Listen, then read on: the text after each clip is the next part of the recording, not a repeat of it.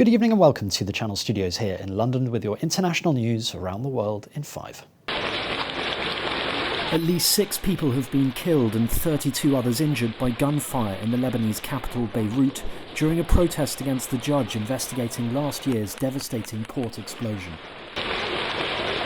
Eyewitnesses filmed the sporadic gunfire which wounded several others near the Palace of Justice.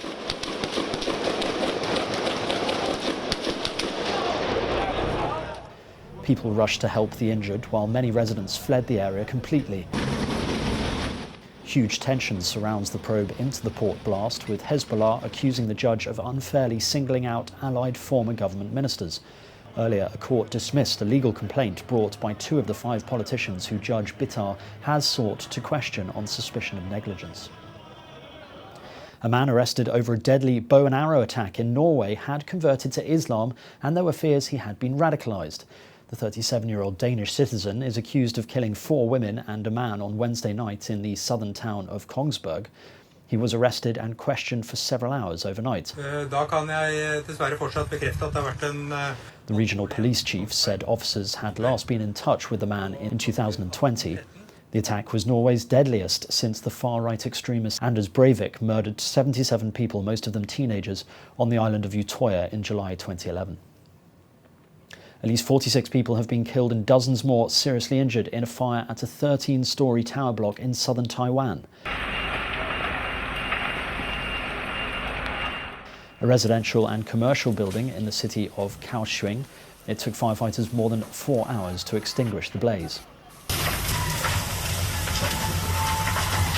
Fire departments say that 79 people had been taken to hospital, including 14 in a serious condition.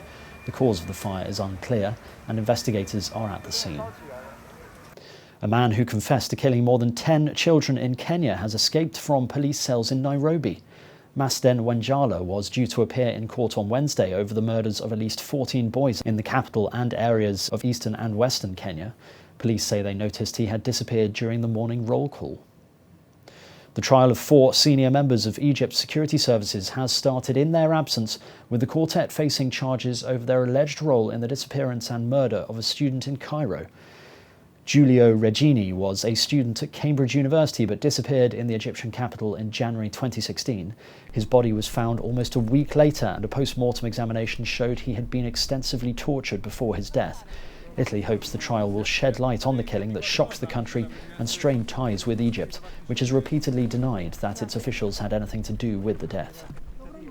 The Alisal fire has continued to intensify as it spreads along California's southern coast.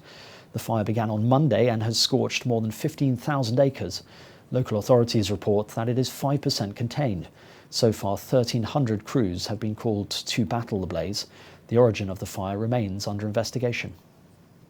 Prince William has taken a thinly veiled swipe at the billionaires in the space tourism race, saying the focus should be on solving problems facing the Earth.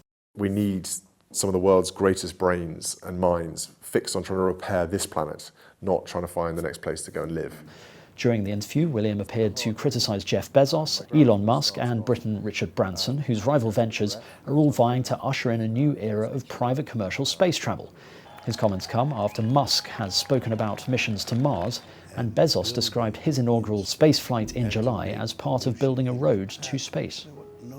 You know, we are seeing a rise in climate anxiety.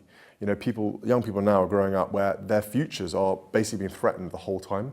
It's very unnerving, and it's very, you know, anxiety making. And I think that my father's sort of progressed that on and talked about climate change a lot more very early on, before anyone else thought it was a topic.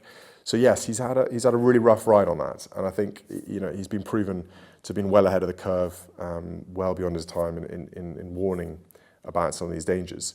And finally, the Queen has commended the spirit of the Welsh people during the pandemic as she officially opened the 6th term of the Senedd.